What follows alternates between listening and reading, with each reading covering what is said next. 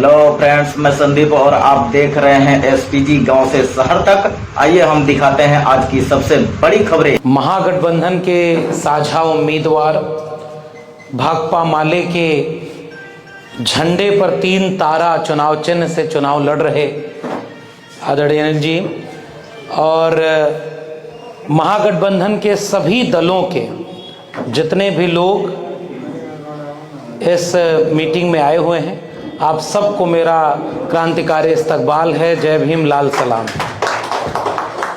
आज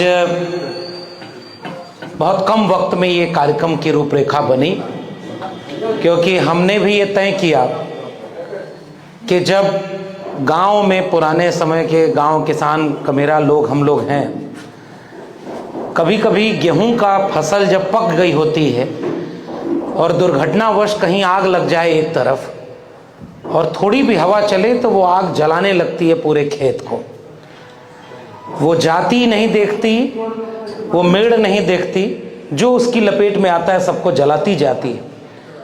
तो गांव वाले क्या करते हैं, इस बात का इंतजार नहीं करते कि वो आग हमारे खेत की फसल को कब जलाएगी, उसके पहले ही सारे लोग मिल करके एकजुट होकर के उस आग को बुझाने दौड़ पड़ते हैं। बिहार का चुनाव मैं इसी तरह के एक संकट के सामने लड़े जा रहे चुनाव के रूप में देख रहा हूं। इतनी मुश्किलें, इतनी चुनौती भारतीय लोकतंत्र में पहले कभी नहीं रही होगी कि बिहार में डेमोक्रेसी यानी लोकतंत्र की बुनियादी नींव पड़ी हुई है। तथागत बुद्ध के न्याय, समता, मैत्री, प्रज्ञाशील, इसका मानवीय विचार बिहार की जमीन से पूरे दुनिया को रोशनी पहुंचाया, जिसमें मानवीयता केंद्र में है, इंसान इंसान बराबर हो। लेकिन उसी बिहार ने आजादी के बाद से लगातार उसी लोकतंत्र को बचाने में भी अपनी बड़ी भूमिका निभाई। और सामाजिक न्याय का आंदोलन हो, समाजवादियों का आंदोलन हो या कम्युनिस्ट धारा का आंदोलन हो, सबकी लड़ाई उसी सर्वहारा की थी, उसे मान सम्मान प्रतिष्ठा दिलाने की, हक अधिकार सब और संसाधनों में समान वितरण दिलाने की लड़ाई रही है। और हमारे पिताजी तो खुद कॉमरेड थे, और पिताजी, हमें याद है हमारे इलाके में Bhagat Singh, Karl Marx, Lenin को कोई जानता नहीं, और वो गांव गांव जाकर लोगों को बताते थे कि दुनिया भर के जितने भी मेहनतकश लोग हैं, मजदूर, किसान हैं, उन सब के लिए दुनिया भर में लड़ाई लड़नी पड़ी, तब उनको बराबरी के लिए थोड़े थोड़े रास्ते खुले हैं। और भारत में भी उसकी लड़ाई लड़नी पड़ी। और बिहार एक दौर में तो सामंती जकड़न में इतना कैद था, खटिया पर बैठने में भी लोग पूछते थे कि कौन सी जाति के हो, तुम्हारे पैर में चप्पल रहेगा कि नहीं, खटिया पर बैठोगे बराबर कि नहीं। संविधान लागू हो गया बाबा साहब डॉक्टर भीमराव अंबेडकर का, लेकिन गांव तक नहीं पहुंचा था, और उसे पहुंचाने के लिए संघर्ष करना पड़ा है, कुर्बानी देनी पड़ी है। मैं तो भाकपा माले का जब इतिहास पढ़ा, मैंने जाना, और उस समय से आज तक मैं आपके मंच पर यह बात कबूल करते हुए अपनी बात शुरू कर रहा हूं। कॉमरेड राम नरेश राम को मैं याद कर रहा हूं, जिन्होंने भोजपुर इकवारी गांव सहार में जो लड़ाई लड़ी, वो किसकी लड़ाई थी? जगदीश मास्टर और उसके बाद रामेश्वर अहीर, उन लोगों ने जब लड़ाई लड़ी। और मैंने जब ये इतिहास पढ़ा और देखा कि ये बिहार वही जगह है कि जगदीश मास्टर अगर बैठे हैं कुर्सी पर तो कोई लात मार के कहता है कि तुम्हारी हिम्मत कैसे हो गई कि हमारे सामने कुर्सी पर बैठोगे। रामेश्वर अहीर जब किसानों को एकजुट करके, नौजवानों को एकजुट करके सड़क पर आंदोलन कर रहे हैं, तो उनको लंबे समय के लिए जेल में डाल दिया गया। मुखिया का चुनाव लड़ने के लिए जब कॉमरेड राम नरेश राम शुरू करते हैं अपना सफर, तो चुनाव लड़ना ही, हमारे सामने तुम्हारी हिम्मत कैसे हो गई कि तुम चुनाव लड़ोगे।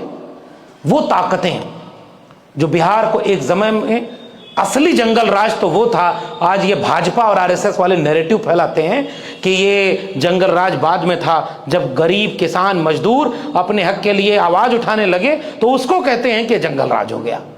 बहुत साफ मैं ये बात कहना चाहता हूं, जबकि असली जंगल राज वो था जिसमें लक्ष्मणपुर बाथे था, शंकर बिगहा था। और मैं उस जगह पर पिछले दिनों गया था, 25 साल पूरे हुए थे। मियाँपुर नरसंहार के बगल में एक गांव है जिसका नाम है सागरपुर, और आप कल्पना करिए साल 2000 में सागरपुर गांव का कांड क्या है, वहां से मैं जंगल राज को संबोधित कर रहा हूं कि वहां के पिछड़े, अति पिछड़े और दलित समाज के लोग वोट डालने नहीं जाते थे। और साल 2000 के चुनाव में पहली बार उस गांव के वो कमेरा लोग, वो मेहनतकश लोग, वो सर्वहारा लोग तय करते हैं कि संविधान लागू हो गया तो हमारा वोट कौन डालता है भाई, हम अपना वोट खुद डालेंगे।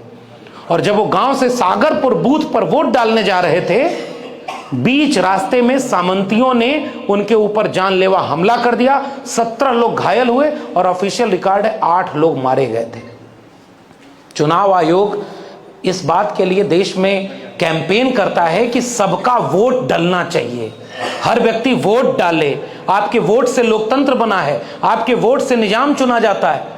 उस चुनाव आयोग या इस देश को चलाने वाले लोगों ने कभी यह नहीं देखा कि ये गरीब, किसान, मजदूर, दलित, पिछड़े जब वोट डालने गए तो जान से हाथ धो बैठे। उनमें यादव थे, पासवान थे, दुसाध थे, वो कमेरा मेहनतकश लोग थे और वोट डालने के लिए साल 2000 में मारे गए। बिहार उससे भी लड़ा है। बिहार लड़ा जब कॉमरेड रामनरेश राम, जगदीश मास्टर चुनाव लड़े और उसके बाद जीते, क्योंकि आबादी तो उन मेहनतकशों की ज्यादा है, लेकिन हुकूमत कोई और करता था जो मुट्ठी भर भी नहीं है। और ये वर्ग खांचा, दुनिया में वर्गीय संघर्ष है, भारत में वो वर्गीय संघर्ष के साथ जातीय संघर्ष भी है। और वही मुट्ठी भर लोग जो अपने को वर्ण में भी ऊपर, जाति में भी ऊपर और संसाधनों पर सबसे ज्यादा कब्जा, और उनके खिलाफ जब कोई लाल झंडा लेकर निकला, कोई हरा झंडा लेकर निकला, कोई समाजवादी, कोई कम्युनिस्ट, तब जाकर के संविधान गांव तक पहुंचा। साथियों, उस संघर्ष में जाने कितने लोगों को कुर्बानी देनी पड़ी है। मैं शुरुआत में ही यह बात बहुत जिम्मेदारी से कहना चाहता हूं, साल 2025 का यह आम चुनाव केवल एक विधायक चुनने का चुनाव नहीं है, ये उस लोकतंत्र को बचाने का, सामाजिक न्याय को जमीन पर लागू करने का और संविधान को बचाने का चुनाव है। इसलिए इस चुनाव को बड़े चुनाव के रूप में देखा जाना और इसलिए हमारी जिम्मेदारी ज्यादा है। अगर लाल झंडे वाले लोगों ने गरीबों, किसानों, मजलूमों के लिए हक में लड़ाई लड़ी है, अगर समाजवादियों ने इस देश में मंडल आंदोलन की लड़ाई लड़ी, तब भी तो कोई सांप्रदायिकता का रथ लेकर चल पड़ा था इसी बिहार के, रौंदते हुए मंडल के विरोध में कमंडल लेकर निकल पड़ा। और वो पूरे देश को दंगे और धर्म के नाम पर झगड़े में जब झोंकना चाह रहे थे, उस वक्त भी समाजवादियों का रथ उन्हें समस्तीपुर में रोका था और बिहार कभी सांप्रदायिक ताकतों के सामने समझौता नहीं किया। ये उस बिहार में हम खड़े होकर के आपके सामने हैं। और उसी लालू प्रसाद यादव को जंगल राज से जोड़ करके आज भी देश का प्रधानमंत्री भाषण दे रहा। शर्म आनी चाहिए कि जिनका 12 साल हुकूमत केंद्र में हो और लगभग 20 साल आपने राज किया है, आपके गठबंधन में सरकार रही है, आप अपने काम पर वोट नहीं मांग रहे। आप क्या बिहार में आकर के बोले कि अगर उनको महागठबंधन को वोट दे दिया तो जंगल राज लौट आएगा? ये पूरी विधानसभा पिपरा का इलाका, आप भी गांव गांव जाइएगा साथियों, आप हमसे ज्यादा प्रबुद्ध लोग हैं, अनुभवी लोग हैं, वरिष्ठ लोग हैं, और गांव के हमारे लोगों को यह बात समझानी है कि जो जंगल राज से लड़ करके पुराने लोगों ने हाथ में कलम और संविधान की ताकत दी थी, आज ये अगर भाजपा और आरएसएस वाले बिहार को जीत ले गए तो वापस वो 90 के पहले वाला जंगल राज ले आएंगे, जिसमें खटिया पर बैठने के लिए भी कोई आपसे इजाजत लेनी पड़ेगी। इसलिए हम सबको एकजुट होकर के उस जंगल राज से रोकने के लिए आज हमको यहां पर खड़ा होना पड़ा है। और ये बहुत साफ खतरा हमारे सामने है। क्या बिहार का सांसद भाजपा का यह नहीं बोला कि मुसलमान नमक हराम होते हैं? बताइए, ये आपके बीच में 2025 में बोला गया कि वो हमें वोट नहीं देते और वो नमक हराम है, वो शौचालय ले लिए, वो सिलेंडर ले लिए। क्या नरेंद्र मोदी शौचालय, सिलेंडर या 5 किलो अनाज अपने घर से या अपने फूफा के बैंक अकाउंट से दे रहे हैं? ये जनता का पैसा है और जनता के पैसे से जनता के लिए काम करने के लिए ही लोकतंत्र में किसी को चुनकर भेजा जाता है। और वो लोग कहते हैं कि 5 किलो अनाज, जैसे लग रहा है कि हम भीख दे रहे हैं। ये सवाल केवल 5 किलो अनाज का नहीं है, ये सवाल उस संवैधानिक अधिकार का है जिसको छीनने के लिए ये वोट चोरी तक कर रहे हैं। और आज इसी बिहार में चुनाव कैसे हो रहा है साहब? 2-3 दिन हो गया मुझे पता ये चल रहा है कि वहां पर बाहर से पुलिस बुलाई गई है। बताओ आप विधानसभा के लोगों, आप बताओ क्या मामला है, ये गलत है कि नहीं? क्या महागठबंधन के प्रत्याशियों के घर में पुलिस का छापा नहीं पड़ रहा है, गाड़ियां नहीं रोकी जा रही है, और बाहर से गुजरात से बड़े बड़े अधिकारियों को बुला करके चुनाव में उनकी ड्यूटी लगाई जा रही है? बाहर से अधिकारी बुलाए जा रहे हैं चुनाव कराने के लिए, बाहर से पुलिस बुलाई जा रही है बूथ पर लगाने के लिए, और बाहर जाकर के जो लड़ने वाला है उनको आपस में लड़ा दो कि इस जाति को उस जाति से लड़ा दो, झूठ बोलो। और आके कह रहे हैं देश के प्रधानमंत्री झूठ बोल करके यहां पर वोट लेना चाहते हैं। बिहार का ये फैसला होना है चुनाव का। इस समय बिहार उस मोड़ पर खड़ा है कि ऐसे वक्त में कौन लड़ करके उनको आगे अपने हक अधिकार की लड़ाई में मजबूती दिलाएगा। इसलिए हम महागठबंधन के प्रत्याशी के समर्थन में आपके बीच में आए हैं। हम थोड़े से लोग यहां पर हैं, मौसम विपरीत है और चुनाव प्रचार के लिए समय भी बहुत कम है। लेकिन अभी हमारी बात हो रही थी और आप खुद ये बात कह रहे थे, जनता तो ये चुनाव महागठबंधन को जिताना चाह रही है। गांव गांव में जनता तैयार है कि हम वो तलवार बांटने की बात करते हैं और महागठबंधन का घोषणा पत्र कहता है कि हम कलम और नौकरी बांटने की बात कर रहे हैं। इसलिए ये हमारे साथ जनता खड़ी हुई है। जनता को क्या चाहिए? नौकरी चाहिए। पढ़ाई, कमाई, दवाई, सिंचाई, सुनवाई और कार्रवाई का नारा बिहार के महागठबंधन का नारा बन गया है। और जब महागठबंधन की सरकार थी, भाकपा माले तो बाहर से समर्थन कर रही थी, सरकार में शामिल नहीं। लेकिन जब आरजेडी नीतीश जी के साथ सरकार में शामिल होती है तो क्या बिहार के लोगों को अब ये बताना पड़ेगा कि उस 17 महीने की सरकार में लाखों नौकरियां दी गई? तो नौकरी का सवाल तो बुनियादी सवाल है। और समाज को बदलने की सबसे क्रांतिकारी चीज होती है शिक्षा। हम लोग तो शिक्षा की बदौलत ही यहां पहुंचे थे। भगत सिंह का लेख मुझे बार बार याद आता है। विद्यार्थी और राजनीति पुराने कॉमरेड हमारे साथी जानते होंगे। भगत सिंह कहते थे कि शिक्षा क्लर्क बनाने की नहीं है, विद्यार्थी को राजनीति करनी चाहिए। जब फीस तय करती है सरकार, जब नौकरी मिलेगी कि नहीं ये तय करती है सरकार, आपको रोजगार मिलेगा कि नहीं ये तय करती है सरकार, पेपर लीक होगा कि नहीं ये तय करती है सरकार, आपके अनाज की कीमत कितनी होगी, एमएसपी मिलेगा कि नहीं, किसान को उसका लागत का डेढ़ा मिलेगा कि नहीं ये तय करती है सरकार। जब सब कुछ सरकार तय करती है तो विद्यार्थी, नौजवान, किसान, मजदूर ये क्यों न तय करें कि उस सरकार में बैठेगा कौन? वो हमारे बीच का व्यक्ति होगा। इसलिए हम ये राजनीति करने आए और ये राजनीति हमें करनी होगी। मैं बहुत लंबी तकरीर करने का चूंकि वक्त भी नहीं है, हमारा एक एक मिनट कीमती है, चंद दिन बचे हैं, इसलिए हम तो बहुत सारी, हमने तो भाई नौकरी कुर्बान कर दी इसे सबके लिए। लेकिन मैं जब बिहार आता हूं तो मैं देखता हूं लोगों ने अपनी जान कुर्बान कर दी ताकि सामाजिक न्याय और समाजवाद और हमारे न्याय का समता का बुलंद हो इकबाल। वो शहीद हो गए बहुत सारे लोग, और माले के लोग हमसे बेहतर जानते होंगे कि कितने लोग यहां पर शहीद हुए। मंडल आंदोलन इसी बिहार में, बिहार की धरती में, कर्पूरी ठाकुर इसी बिहार की धरती में सामाजिक न्याय का परचम बुलंद कर रहे थे। और कर्पूरी ठाकुर को गाली देने वाले कि आरक्षण कहां से आई, कर्पूरी की मां, और उसके बाद गाली, कर्पूरी तुम वापस जाओ, वापस जाके बाल बनाओ, एमए बीए पास करेंगे कर्पूरी को, कितनी सारे अपमानजनक चीजें। और आज वही ताकतें कह रही हैं कि हमारे लिए जननायक कर्पूरी ठाकुर भारत रत्न है।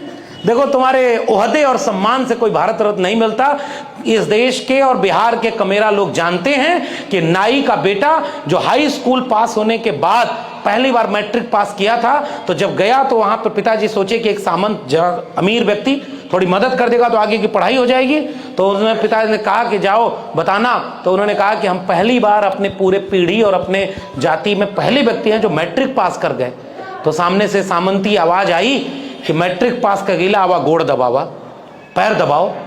वही कर्पूरी ठाकुर जब मुख्यमंत्री बने तो मैट्रिक ही नहीं 12वीं तक की पढ़ाई को फ्री कर दिए कि अगली बार कोई गरीब का बेटा केवल फीस के लिए पढ़ाई से ना रुके। तो जननायक तो वो हैं।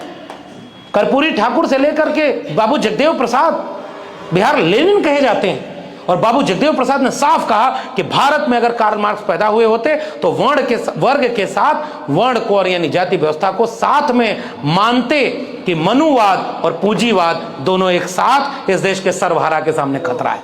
इसलिए हम सब ये बात जानते हैं। आज किसका वक्त है साथियों? आज वक्त इस बात का है कि इस बात को गांव तक पहुंचाना है। तो इसीलिए हमने कहा आज का एक एक मिनट हमारा कीमती है। मौसम विपरीत है, हमारे बारिश हो रही है, समय कम है चुनाव प्रचार का, और उनके पास सत्ता है, मीडिया है। मैं तो एक सवाल पूछा, यहाँ हमारे तमाम लोग बैठे हुए हैं, हमारे लखनऊ से चलकर अनिल जी पत्रकार आए हुए हैं, घूम रहे हैं, बिहार देख रहे हैं। हमारे लालटून जी प्रेरणा संस्थान चलाते हैं, फ्री में किसान कमेरा मेहनत कर जातियों के बच्चों को फ्री में कोचिंग करा करके आईएएस पीसीएस बनाने का काम लखनऊ में प्रेरणा कोचिंग के संस्थान से करते हैं। तो हम लोग क्यों अपना काम छोड़ करके आपके बीच में आए? इसलिए नहीं कि एक प्रत्याशी को चुनाव जिताना है, हम इसलिए आए हैं कि हम जानते हैं कि अगर ये चुनाव हम हारे, हम कह रहा हूं मैं, क्योंकि अगर ये चुनाव हारे तो एक प्रत्याशी नहीं हारेगा, ये एक विचार के लिए सामने संकट होगा जो संविधान को अपना प्रमुख मानता है, सामाजिक न्याय और समाजवाद को अपना विचार का रास्ता मानता है। बड़ा चुनाव है साथियों, इसलिए छोटी छोटी बातें हमारी तरफ से गलत नहीं होनी चाहिए। यहां सारे दल के लोग, 2-4 लोग भी बैठे होंगे, हमारी जिम्मेदारी है इस समय चुनाव चिन्ह नहीं देखना है कि वो लालटेन है, कि झंडे पर 3 तारा है, कि हाथ का निशान है, या नाव है, या करनी है। इस समय तो हमें यह देखना है, मेरी एक सलाह है, हर चुनाव चिन्ह को यह देखिएगा, महागठबंधन के चुनाव चिन्ह को, कि वो बाबा साहब के संविधान का प्रतिरूप है और उसके नाम पर वोट डालना है, और बाकी सारी चीजों को हमें खत्म कर देना है। कल भी हमने मधेपुरा में यह बात कही, ये विधायक बनाने का चुनाव नहीं है, ये सरकार में दंगाई, नफरती, झूठ बोलने वाले और फिरका परस्त ताकतों को सरकार में आने से रोकने का चुनाव है। आखिर में मैं ये बात बिहार के लोगों, हमसे बेहतर आप जानते हैं, आज तक भाजपा वालों के लिए बिहार एक अजेय किला बना हुआ है। आज भी उन्हें जरूरत पड़ रही है। मुख्यमंत्री जी हैं नीतीश जी, अब वो राजनीतिक रूप से इतने सक्रिय नहीं बचे कि वो ये तय कर पाए कि बराबर बड़ा भाई का बराबर का भाई हो गया, उनका टिकट कोई और बांट रहा, और भाजपा ने अपने लोगों को प्लांट करा दिया। लेकिन अभी भी उनको पता है कि चेहरा तो वही होंगे, लेकिन मुख्यमंत्री वो नहीं होने जा रहे। महाराष्ट्र में उन्होंने किया। ऐसे वक्त में भाजपा ये चाहती है आपस में फूट डलवाकर, हमारे नाराज लोगों को हमारे खिलाफ लड़वाकर, गांव गांव में झूठ बुलवाकर किसी तरह से चुनाव जीत जाए, और जहां जीतने लायक नहीं बचेगा वहां पुलिस लगाएगी। हमें यह पता चला बिहार में घूमते हुए कि बाहर से पुलिस बुला करके गांव गांव में भेजा जा रहा है और बूथ पर ड्यूटी लगाई जाएगी उनके प्रत्याशी कुछ भी करेंगे, उनको नहीं परेशान किया जाएगा। और दूसरे प्रत्याशी, हमारे प्रत्याशी कौन है भाई?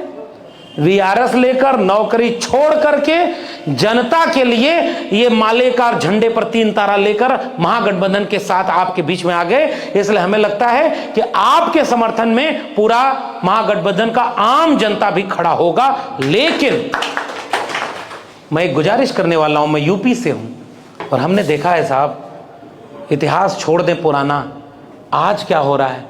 उत्तर प्रदेश में जब भाजपा की सरकार है, बुलडोजर लेकर के खड़ी हो गई है। कोई मुसलमान, कोई दलित, कोई पिछड़ा आज जाकर बोलकर दिखा दे, वह जेलों में सबसे ज्यादा उनके लोग भरे गए, फर्जी मुकदमे में डाल दिए। और वहां पर वोट डालने जब बिहार और यूपी में जाते हैं लोग, तो वोट डालने के लिए वहां पुलिस खड़ी हो जाती है, बंदूक तान देती है। अगर आपने भी तस्वीर देखी होगी तो वोट डालने नहीं देते। यहां पहले वोट चोरी करने के लिए एसआईआर ले आए, चलो अब उसका समय नहीं रहा, अब हमें तो एकदम युद्ध के मैदान में हैं। लेकिन याद रखना, महागठबंधन के हमारे लोगों, कोई कोर कसर अगर हमारी रह गई तो कल ये कहने का मौका भी नहीं मिलेगा कि हमको इसने हरवा दिया या उन्होंने साथ नहीं दिया। हारेगा तो एक प्रत्याशी नहीं हारेगा, आपकी पूरी विधानसभा हारेगी और हमारा विचार हारेगा, ये मेरा निवेदन याद रखिए। इसलिए हराना वाले लोगों, नकारात्मक लोगों से भी हाथ जोड़ करके मेरा निवेदन करिए कि साथ देने का वक्त है। बच जाएंगे तो फिर बाद में आपस में बातचीत करके समझौता कर लेंगे, लेकिन वोट डालने के दिन तक मैं एक निवेदन कर रहा हूं, मेरा यूपी का अनुभव है, अपने लोगों को पोलिंग बूथ तक ले जाना हमारी जिम्मेदारी है। एक एक व्यक्ति को पोलिंग बूथ तक पहुंचाना, वोट डलवाना और वोट सही ढंग से गिनवाना भी हमारी जिम्मेदारी है, क्योंकि 2020 के चुनाव को आप भूलिए नहीं। कैसे कैसे वहां अंदर जाकर के काउंटिंग के समय से लेकर के कितना चीजें लूट हो गई, धोखा हो गया, और इस बार वो बहुत ज्यादा धोखा करने वाले हैं। हम ये संकल्प ले लें कि हम उनके साजिश के जाल में नहीं फंसेंगे। एक एक वोट हमारा बूथ तक जाएगा, वोट डलेगा और वोट गिनवाएगा, तभी ये लोकतंत्र बचेगा। इसका निवेदन मैं आपके बीच में यहां से करने आया हूं। युद्ध का समय है और यह युद्ध लोकतंत्र का है। एक दिन भी अब हम लोगों को एकदम अपना गठरी मुठरी लेकर के मैदान में उतरने का समय है। प्रत्याशी मिले तो करिए, प्रत्याशी न मिले तो छोटी छोटी बैठक अपने गांव में करिए, 4 लोगों को जुटाइए, अलग अलग जात बिरादरी के लोगों को एक साथ बैठाइए और बताइए कि हम सब का हित एक जगह पर है, वरना झूठ बोलने वाले आएंगे। और सोचिए, मैं तो महागठबंधन को इस बात के लिए क्रांतिकारी सलाम देता हूं कि उन्होंने जो तेजस्वी प्रण बनाया है, तेजस्वी प्रण उसका नाम दिया है, बिहार का साझा गठबंधन। और उसमें क्या लिखा है कि जितने लोगों के पास घरों में नौकरी नहीं है, हम नौकरी देंगे। और मोदी जी आकर क्या बोल रहे हैं कि हम रील बनाने के लिए डाटा फ्री कर देंगे और रील बनाने का काम आप करवाएंगे बिहार के नौजवानों से, और कहोगे कि रील बनाओ, और बिहार का नौजवान क्या रील बनाएगा? फ्री में डाटा दे दिया? नहीं, बिहार के लोगों को फ्री में आटा मिले, उनको रोजगार मिले, उनको पढ़ाई, कमाई, दवाई, सिंचाई और महंगाई की बात करने के लिए महागठबंधन का झंडा पूरे बिहार में फहराना चाहते हैं, क्योंकि हमारा मुद्दा पढ़ाई, कमाई, दवाई, सिंचाई और महंगाई का है। इसलिए आज हमारे सामने आप महागठबंधन का घोषणा पत्र देखिए ना साहब, किसानों के एमएसपी की बात है उसमें, किसानों का कर्जे की बात है उसमें, संविदा कर्मियों को परमानेंट करने की बात है उसमें, जितने लोग जीविका दीदी हैं उनको नौकरी परमानेंट करके 30,000 रुपए देने की बात है। कुम्हार, लोहार, बढ़ई, नाई, मोची, वो जातियां जो हाथ से मेहनत करती थी, उनको 5 साल में 5 लाख रुपए ब्याज फ्री देकर के उनके हस्तशिल्प कुटीर उद्योग को आगे बढ़ाने का सपना उसमें दिखाया गया। उसमें दवाई मिले आपके हॉस्पिटल में, इसके लिए वहां पर संकल्प लिया गया है। नए डिग्री कॉलेज खोले जाएं, यूनिवर्सिटी खोली जाए, शिक्षकों को शिक्षा के लिए नौकरी के तमाम अवसर उपलब्ध कराए जाएं, और बिहार से पलायन रुके और यहां डेवलपमेंट ऐसा किया जाए जो कि बिहार के लोगों के हक में जाए। इसलिए आप ज्यादा समय न लेकर के हम तो अपील करने हैं, हमें एक कार्यक्रम में और जाना है।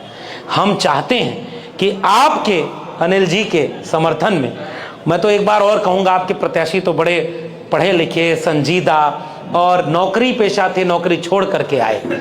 हम तो माले के लोगों को जानते हैं, हमारे कई दोस्त माले के टिकट पर चुनाव लड़ रहे हैं, और मैं जानता हूं बहुत सारे लोगों के पास खर्च करने के लिए 2 रुपया भी नहीं। गरीबों की लड़ाई उन लोगों के जरिए जो सोशल मीडिया भी उस तरह से नहीं चला रहे, उनके पास तो पूरी टीवी मीडिया है।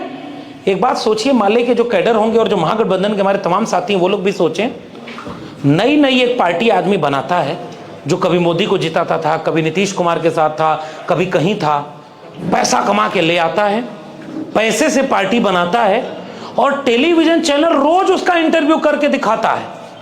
उसका एक भी प्रधान तक नहीं होगा।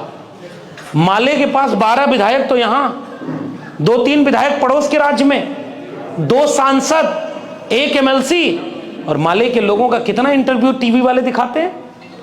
दीपांकर भट्टाचार्य जी का इंटरव्यू भी कितना कम दिखाते हैं, जबकि उनकी मजबूरी है, क्योंकि एक हाथ में तेजस्वी प्रसाद जी ने वो हाथ पकड़ा हुआ है, तो दूसरी तरफ मुकेश सहनी से लेकर के आईपी गुप्ता, और वो अलायंस बन गया, इसलिए मजबूरी में वो दिखाते हैं। टीवी आपकी साथ नहीं देगा, टीवी तो हमारे खिलाफ खड़ा हुआ है, और हमने अपने मुंह को अखबार बना देना है, और हमारी मोबाइल को हमारा टीवी बना देना है, और गांव गांव ले जाकर के उनको घोषणा पत्र दिखाना है कि एक संकल्प लिया है महागठबंधन ने। दीपांकर जी ने अपने भाषण में जहां बात कही थी, जब घोषणा पत्र रिलीज हो रहा है, वही बात कह करके मैं आपकी अपनी बात खत्म करूंगा।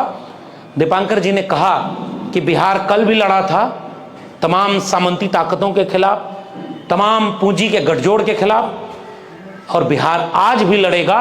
और मैं तो माले को जानता हूं, बिहार में कितनी न्याय यात्राएं माले ने निकाली है, हमने देखा है उसे, गांव गांव में यात्रा निकली। तेजस्वी यादव जब 17 महीने की गठबंधन की सरकार में थे तो नौकरी बांटा, और उसके बाद पूरे बिहार में घूम करके तेजस्वी यादव ने एक नैरेटिव सेट किया है कि वो नैरेटिव कलम, किताब, शिक्षा, रोजगार का नैरेटिव है। और बीजेपी के पास क्या नैरेटिव है कि अगर वो आ जाएंगे तो लालटेन का युग आ जाएगा। मोदी जी आके रैली में कह रहे थे कि मोबाइल निकालिए, फ्लैश लाइट जलाइए। अब देखिए इतनी लाइट है, यहां लालटेन की जरूरत है क्या? तो मैं यहां से कहना चाहता हूं मोदी जी, बिहार में अब वो वाला कीचड़ भी नहीं बचा है जिसमें किसी कमल के खिलने की जरूरत है, इसलिए कोई कमल यहां पर नहीं खिलेगा। और वो चाहते हैं कि बिहार में नफरत का कीचड़ फैले, धर्म के नाम पर नफरत फैले, उसके कीचड़ में वो अपना कमल खिलाना चाहते हैं। और कमल को रोकने के लिए, हम कलम खिलाने के लिए हम इस महागठबंधन के समर्थन में पूरे तरह से बिहार में घूमेंगे और आपसे ये ऐलान करके जा रहे हैं, एक अपील करके जा रहे हैं। आप तो कैडर लोग हैं, आप तो लड़ ही रहे हैं, लेकिन यहां हमारी लड़ाई ये है, जो राजद के लोग होंगे वो राजद के लोगों को बुलाकर बिठाकर कहेंगे कि साहब दिल बड़ा करने का समय है, नाक छोटी और दिल बड़ा। अभी नाक बचाने का समय नहीं है, तिकड़म का समय नहीं है। जो आईआईपी पार्टी और वीआईपी पार्टी के हमारे कार्यकर्ता मिले, उनको हमें समझाने की जरूरत है कि आईआईपी पार्टी के आईपी गुप्ता जी को कितना बढ़िया, देखिए ना आप, एक अलायंस बना है और वो विचारधारा का अलायंस बना है। पिछड़े, अति पिछड़े, दलित, महादलित, उन लोगों का अलायंस बना है। इसलिए तमाम सामंतियों को यह बात कबूल नहीं हो रही है कि कहीं गरीबों के बच्चों का राज ना आ जाए, एक गरीब का बच्चा कहीं यहां का विधायक न बन जाए। बहुत सारे लोग इसके खिलाफ होंगे। हमें निवेदन करना है, हमें उनको कन्विंस करना है, हमें घोषणा पत्र गांव पहुंचाना है।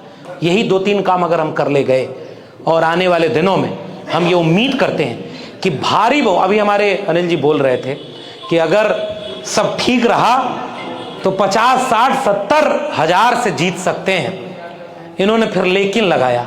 मैं इनको ये भरोसा दिला के जा रहा हूं कि कोई लेकिन नहीं लगेगा, आपकी जीत पूरे जिले की सबसे बड़ी जीत होगी। हम आपको यकीन दिलाना चाहते हैं और आप सबसे गुजारिश करना चाहते हैं। हम जानते हैं कि आप हमसे ज्यादा मेहनत कर रहे हैं, आप जमीन पर लड़ रहे हैं। हम आपको पूरा एहतराम करके हम एक दूसरे का मनोबल बढ़ाने आए और मनोबल बढ़ा के जा रहे हैं। साथियों, ये झंडे पर 3 तारा, ये बाबा साहब के संविधान को बचाने का चुनाव चिन्ह है। इसलिए साइकिल, करनी और नाव वाले सारे लोग पंजा लेकर के झंडे पर 3 तारा, और ये पूरे गांव में प्रचार हो जाए, गांव तक ये बात चले। और गांव में अगर अनिल जी जीतेंगे तो केवल एक विधायक नहीं जीतेगा, बिहार जीतेगा और बिहार में लोकतंत्र और संविधान जीतेगा।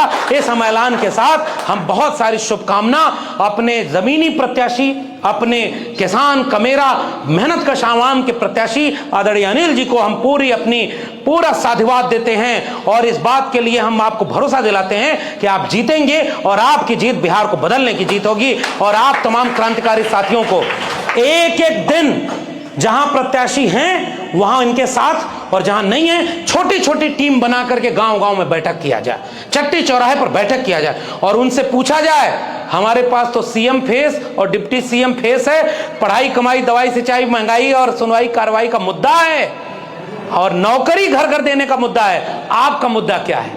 ये बात जैसे हम नैरेटिव में ले जाएंगे, वो नैरेटिव में चुनाव हार चुके हैं, वो साजिश से चुनाव जीतना चाहते हैं। लेकिन मुझे पता है बिहार जब मन बना लेता है तो बेईमानों को सत्ता से उखाड़ फेंकने का अनुभव बिहार के पास है और इसी अनुभव से बिहार काम लेगा। और आखिरी बात, मैं तो उत्तर प्रदेश से चल के आया हूं, समाजवादी परिवार से जुड़ा हूं। बिहार अगर आप जीत गए और बिहार में कीचड़ नहीं फैलने दिया जिसमें कमल खिला, तो 2027 में हम यूपी में कमल को उखाड़ फेंकेंगे और पूरे देश की तकदीर बदल जाएगी। देश बचाने का चुनाव है बिहार का चुनाव, देश बचाने का चुनाव। धार्मिक दंगों की आग में जो देश को झोंका जा रहा है उससे देश को बचाएगा तो बिहार बचाएगा।